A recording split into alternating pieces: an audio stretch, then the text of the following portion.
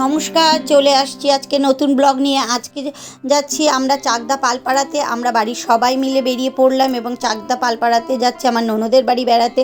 সেখানে গিয়েই আমরা সকালবেলায় খাবার দাবার খেয়ে নিলাম এবং আমিও কিছুটা পিঠে বানিয়ে নিয়ে এসেছিলাম, ননদও কিছুটা বানিয়েছিল। আর দুই ভাইকে দেখো, ওর দুই দাদাকে দিয়ে সর্ষের ফুল বাচ্চাতে বসে গেছে। এইগুলো করে আমরা টিফিন করে নিলাম এবং তারপরেই আমরা দুপুরের খাওয়া দাওয়া করলাম একটু গল্প টল্প করে নিয়ে। তো দুপুরে মাংস টাংস রান্না করেছিল, সব খাওয়া দাওয়া করে আমরা একটু দুপুরে ওর উঠোনে বসে রোদ পোয়াচ্ছিলাম আর একটু নিজেদের গল্প করলাম। তারপরে আসার সময় বাড়ি চলে আসছি। বাড়ির কিছু মানুষজন যায়নি, তো তাদের জন্যও একটু, বাপের বাড়ির জন্য একটু পিঠে বানিয়ে দিল।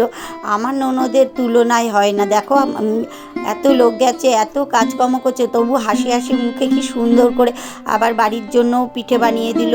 তো আজকের ব্লগটা তোমাদের কেমন লাগলো অবশ্যই জানিও। ভালো লাগলে লাইক কমেন্ট শেয়ার করে দিও। টাটা।